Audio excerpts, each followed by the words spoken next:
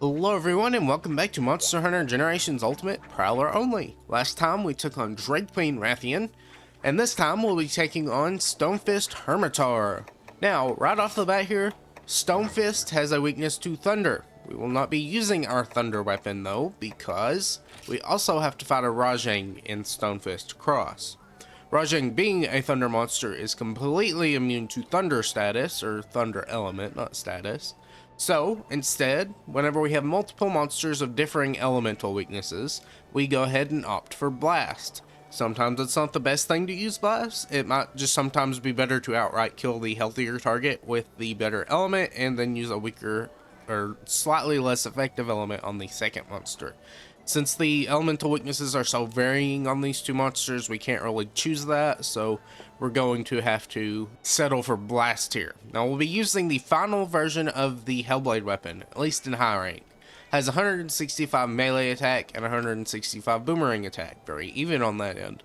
Blue sharpness and 26 blast in the melee and 15 blast in the boomerang. How Blast status works is similar to Mount, there's a threshold, and for the regular statuses such as Paralysis, Poison, Blast, or Sleep, you only have a 1 in 3 chance of applying status on every hit.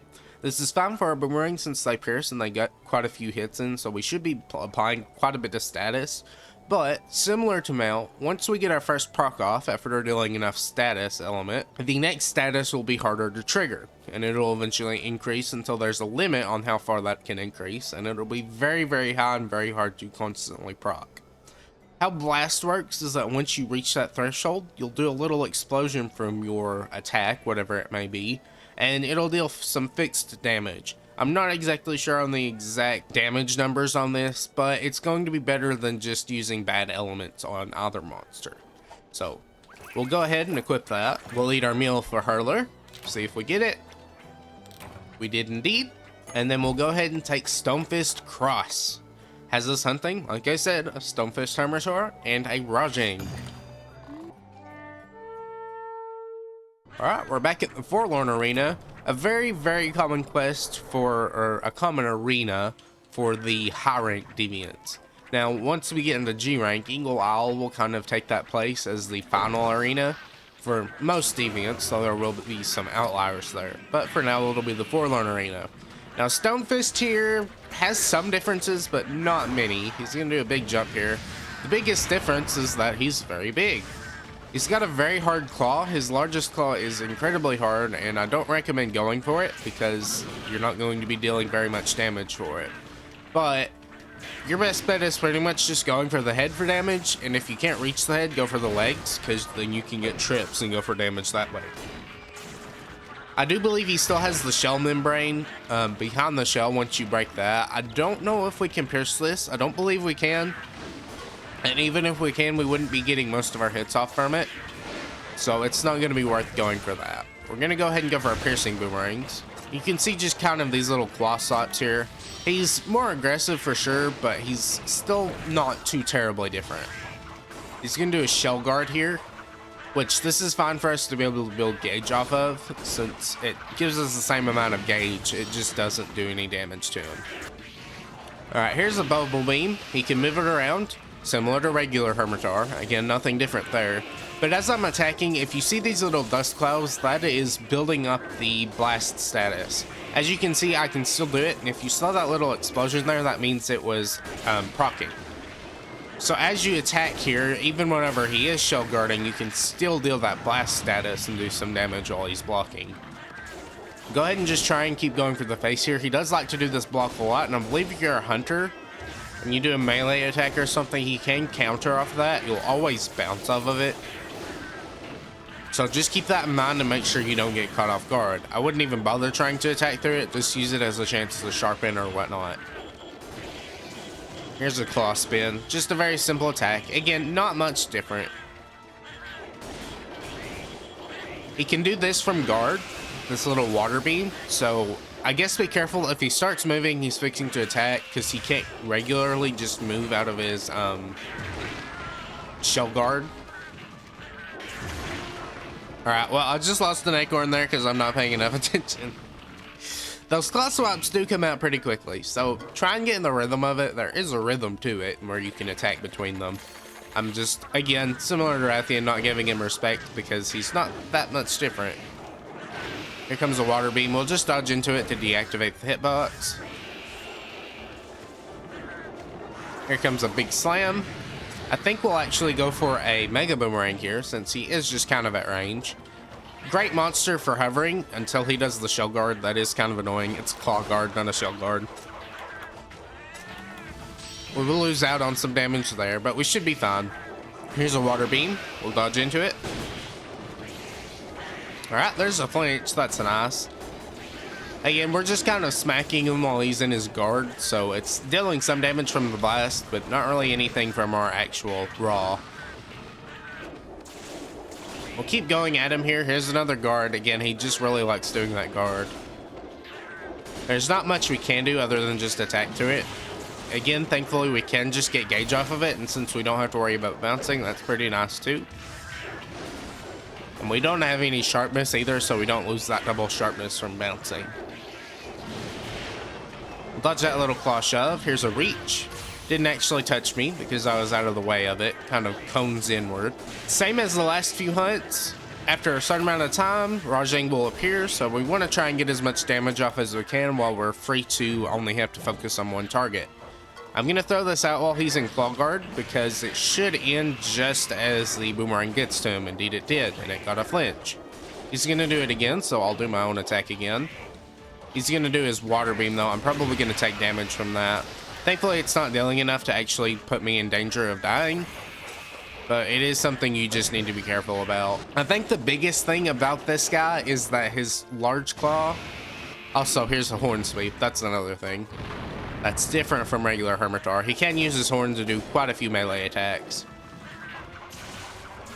But the big claw can do very wide area of effect damage. And if you'll kind of look, you see how big those dust clouds are? That's pretty much the hitbox of the attack. I'm fixing to lose my acorn again. Let's try and heal this off. He's gonna jump. I'm gonna wait. And then go ahead and heal. In fact, we'll go fight Wind Heal here because that's gonna be our best bet. Here's the charging horn. Alright, we're gonna go for another Mega Boomerang now since he's just guarding again. That's a very attack he's favoring. And it looks like he is indeed exhausted, so he's not going to be able to use his element attacks. Here he is just doing his little exhaustion animation, so we'll be able to attack through it. And we actually got a knockdown. That's pretty nice. Once you get a knockdown on him, you'll be able to just run straight up to the face. It's a very unique animation. And we'll be able to deal a bunch of damage. Again, right now it's very simple. He's just a little bit faster than regular Hermitaur. He's not that much different. Unlike some of the other deviants where they have some unique differences, this guy has just about the large claw and the unique horn attacks, and that's about it. Keep going here while he's exhausted. We will take a claw sweep, but we're fine. Not really too worried. Here's a big push forward. Go for that face now. Alright, now here comes the digging attack. It's the same as regular Hermitaur, just run around. He shouldn't be able to catch you as long as you just keep moving. Alright, there's the pin attack. If he grabs you there, then he can actually start eating you, and he grabbed one of our cats, so he's going to try and start eating so he can get some of that stamina back. Unfortunately, he just aimed off into the wild blue, like completely away from any players. So we did miss that first Mega Boomerang, but we got the second one off, so that's nice. Here comes the charge. That's just the same one as regular Hermitaur, except I guess he does just kind of jump with it instead of running backwards. Regular Hermitaur can just run backwards as his charge. So I believe it is a little bit faster in that regard. Our cat's actually got a pretty good flinch, and then you can see here that the claw actually steams somewhat. I don't remember what significance that has. I believe there is at some point a significance to it, but in most of my hunts with them, it never actually amounted to anything.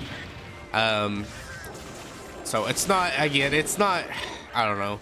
It's not something as easily accessible, which monsters sometimes have that weakness, like Nibble Snarf with his uvula in his mouth that you can't always reach, but once you get to fish him out of the ground, you can actually attack it from there. Things like that. Alright, Rajang is in the area now, so we do have 2 targets that we're gonna have to focus on. We can't just fight one-on-one. I guess 3v1 actually. So now it's somewhat more even, I guess, for them. But I don't believe our cats count as a full player, so I'm not going to. We'll wait for our rage mode here, and then we'll try and move around. Rajang's in the corner there. We just have to watch out for any ranged beams. And I'll try and go for a Mega Boomerang here, though this might end pretty badly since he did just kind of push into me. They are very selective with how they interact with other monsters. Sometimes they stop, and sometimes they do just go immediately through. It's just something you have to learn how to deal with. Dodged a little too early for that beam. Thought it would come out quicker, but I guess he's just moving too slow right now. He is not enraged, so he will be slower. So we do lose our second acorn. Rajang isn't the scariest alone. It's just whenever he does have a friend that he's scary because you can't focus all the time on him. We're gonna go ahead and try and heal this off. Alright, there we go. We'll go fight Win, heal. And Stonefist is now digging. We'll just stay in our rolling state. That way we don't have to worry about it, and then we'll start running. Alright, Stonefist is out of the ground. We'll go back to attacking him. I don't know how low his health is right now. Should be somewhat decently low. We'll see. I'll be able to get some little bits of chip damage in on Rajang here as he jumps in between my attacks. He's going to do a slam. Just a little too early. I did get hit by the slam. I don't believe Rajang's going to be doing too much damage here, considering the fact he's not the main target of the hunt. With Stonefist being the one that's kind of more powered up. Not like extremely powered up like the ones in G rank, but he does have a little bit more health and a little bit more damage.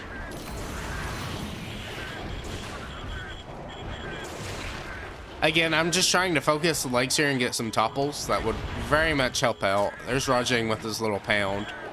I don't believe we fought Rajang before. If we have, I have forgotten. But that's fine. We can cover him once we actually finish Stonefist here. They both have about 6,000 health. It's, I think, 5,700 for Rajang and then 5,900 for Stonefist. I don't believe that's too terribly high. We just have to try and get through it. Like before, patience is very much key. Unfortunately, I can't control when Rajang attacks me. And most of the time, whenever the one monster is down, the other one decides to just be very aggressive and not let you do anything. That's just the nature of the beast and how this whole double monster thing plays out. You can see how large that hitbox is from the claw spot. Alright, there's another down on Stonefist. We'll try and get some damage off on him. Hopefully Rajang doesn't, I mean, he's gonna do it. Alright, we'll do a dodge roll through it. Try and get some more damage off. It's unfortunate that, again, they just decide to be very aggressive whenever they fall over. It would be nice if they could focus on the other cats in the room while we're actually trying to get damage off. Alright, it's been a bit. Stonefist is once again exhausted. I'm probably not going to get the chance to attack thanks to Rajang here. Wait, no, hold on. As you can see that he was doing that eating animation there, so he was able to actually get out of his exhaustion phase pretty quickly. And now you can see he's once again enraged because he took that Mega Boomerang. Little unfortunate that they can do that, and I can't really stop him because Rajang's just kind of bouncing around here. In fact, I get hit by a beam. I thought I dodged into that. It is a little delayed, the Rajang beam. And then I dodged too early for that, and then die. I think you can tell I'm not on my game today with my dodges. I'm just dodging way too early. I guess I'm just used to faster monster speeds, and I'm pressing the button, just not with reactionary timing, but predictionary, and I'm not very good at predicting these monsters. It's fine. I don't really care too much about fanning to these guys because it's intentional to be very annoying with how they are. I know it's a get good moment, but oh well, that's the whole point. We're practicing and getting better. Alright, we'll go back after Stonefist again. See what we can't do here. I think the biggest issue with double monsters is that ones that are especially fast like the Rajang, and ones that have very annoying projectiles are some of the worst ones to fight in dual quests because they can just snipe you from across the map. Normally, you're supposed to have multiple hunters here, and they would be taking the aggro, but since we are just one person with two somewhat weak cats, they do die very quickly because they can't block or dodge or anything. It's going to feel like you're being targeted 99% of the time, which, I mean, you are. Alright, there we go. Stonefist is down. That was not too long after the feint. I was hoping I could actually kill him before fainting, but oh well. That happened. Now we can focus on Rajang. If I have done him before, well, it's fine. We can do him again. I'll introduce him. This is a glass cannon. He has very, very, very weak hit zones. I believe like some of them are even 80. But that's because he deals very high damage and he's very fast, as we've seen in the kind of fight leading up to this. Now, pretty much what we're looking for is topples, because he can topple very quickly. And since his arms are a weak spot, in fact, his entire body, I think except for his tail, is pretty much a weak spot. Once he enrages, of course, his tail becomes a weak spot. But he's very, very aggressive. You can see I was pretty much at full health, and that took like most of it. We're fine. Once he gets into like super rage mode, his arms become hard, and then we can't attack them anymore. That's where you go for the tail, because once he is enraged, if you hit the tail enough times, you can knock him out of his rage mode. We'll try and go for that here. Once he's actually the target, he goes into rage mode, so it just shows that we are doing somewhat decent damage. I'm going to probably take a lot of damage there. Again, he's very fast, so you can't just let your guard down. Move around here. Pretty much what we're going to do is try and attack, and then once he attacks, we'll go and try and dodge, like so. He has very high tremor on his slams, so they'll be in a very wide radius. If you do have your adept dodges, use those, because it's going to be the best thing you can do. He's not looking at me right now, so I'm going to go for the tail. He'll do a turnaround beam. The beam is one of the best attacks for downtime. It's just very easy to attack after it. And as long as you focus on getting behind him, he's pretty easy to take care of. He can turn around very quickly, and he does have these little roars. They have a very short range, similar to Blaganga, where it's just a short range compared to how he is. Alright, we'll go for the face here, since it is the one in front of us.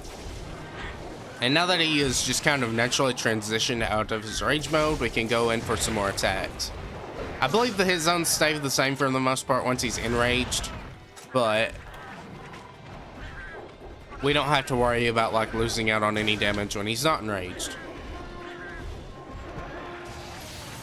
He has these hops. He has some Kelby hops too, and I believe after a certain, I don't remember, and I'm thinking of 3U or 4U, not 3U, he wasn't in 3 Ultimate. But in 4U, there was like a little combo you could do after his Kelby hops where he would always do a jump back. Which, if you don't know what a Kelby hop is, if you watch the Kelby, they do these little triple hops forward, and that's kind of an attack. It's at least an attack for this guy. And it's very predictable and something you can dodge out of the way of if you know how to get in the rhythm of it. But, I mean, he's pretty much just a thunder monster. He's got these little lightning blasts he can shoot out of his horns. I believe they come out of his mouth, but I don't know if the horns help him or not. Here comes a slam. We'll just dodge that. Won't even get near us. I really am just looking for some downtime so I can throw a Mega Boomerang. He'll have to be exhausted at some point because he hasn't been exhausted yet in the entire hunt. There's that Kelby hop, just jumping into it, very simple. Alright, he's enraged again. He's going to go ahead and do a roar. I'm going to try and get this out. I might take some damage for it, I will. I'm fine trading that though, because I'm dealing a lot more damage overall to him than he is to me. And we actually got a horn break. We'll do a hop there. We're just trying to wait till we get out of our recovery state. We'll do soothing roll through that. Your startup frames after you have recovered from the acorn are invincible, so you don't have to worry about being blindsided. And you can just see how fast he is. He's just moving all around the map without really any care in the world. Here comes a beam. Go for that face. Alright, he's going super rage mode. Again, you can tell that his arms are red whenever he's in rage mode. And like super rage mode, not just in rage mode. So that's an easy way to tell that you're making him pretty angry, and that you can't really attack the arms anymore. Those little arm sweeps there do have a very wide hitbox, so just try and dodge into them. Those little dust clouds do count as damage too, so it's not just a very clean and easy to avoid attack. Here comes another beam. Again, just one of the most common downtime attacks that he has. Something you can very easily attack after, and he likes to do it quite a bit. We'll dodge those little punches there. Try and get some damage on him while he's over in that direction. He's just a little too far, but he is exhausted, so we can actually get some damage off here. There we go. That's good. We'll do the Kelby hops. Hopefully he'll do an exhaustion animation at some point. That's what we're waiting for pretty much. Yes, there we go. This might be a little greedy. Hopefully we can get this off in time. If he jumps towards us, we're fine. Yeah, we can dodge into it like that. Alright, he's going to try and laser here. I'm going to be greedy again and try and throw this out. His animation is slower, so that's nice. We can get a little bit more off in time before that happens.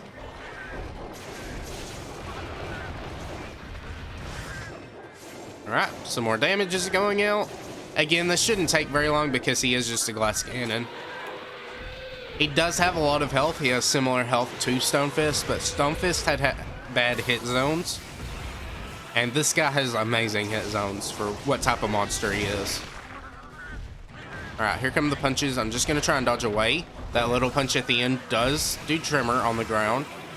And then he can combo you after with that little laser.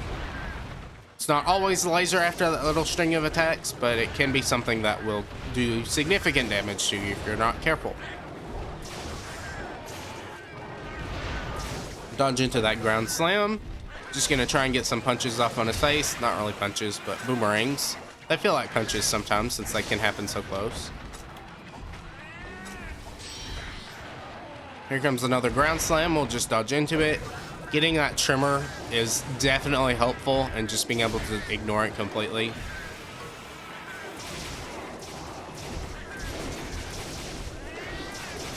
There we go, we got a flinch. We'll dodge into another ground slam, just keep going for that tail. And really, we're just trying to get as much damage on the tail as we can.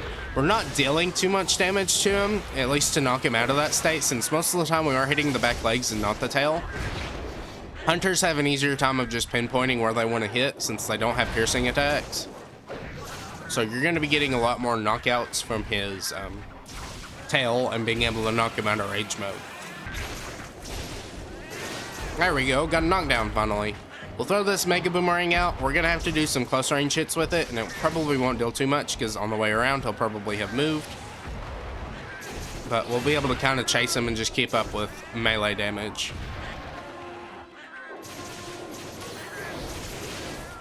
Alright, he's gonna enrage again. We usually get some free time to attack during that enraged mode. Alright, he's grabbed our cat here. I'm gonna go ahead and throw this out. He might try to target me. He will. It won't deal him any damage to me, of course, but it will hurt our cat. Thankfully, we did get a knockdown. We did get a knockdown from that first Mega Boomerang, so we'll be able to get some more Mega Boomerangs off. At least one. And there we go. He's down. Didn't take anywhere near as long as Stonefist, and that's just because he's taking quite a bit more damage, even from raw. So, yeah, either way, I'll carve him up and meet you back at base.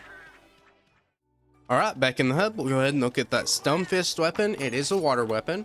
And I believe it has white sharpness. Yes, it does. One of the few deviant weapons to have white sharpness this early on, along with the Silver One Nargacuga and the Deadeye Fan S. But it's not amazing. It has negative 15% affinity, 136 boomerang attack, 150 melee attack, 15 melee water, and then 10 boomerang water. It might be the best melee water weapon. We're not using melee weapons, so that's not really too useful for us. Like, see, the Cursed Cloud here has bitter boomerang, so we would never be using the Stonefist shears because they're just so much further off. I believe another contender would be the Hyper Mizutsune weapon. This is the regular one. It's only at 119, but it has higher water element, and we kind of want that high element because we are dealing a lot of attacks and trying to do as much from our element as we can. So not anything we'll be making, but it might be something you may be interested in. Either way, there we go. Stonefist Cross is down. We've only got 3 more deviants left, and we'll be done with at high rank entirely.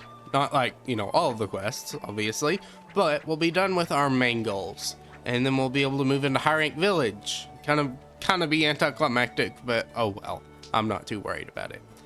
Either way, I hope you enjoyed. Please consider leaving a comment below, and consider subscribing. Until next time, bye.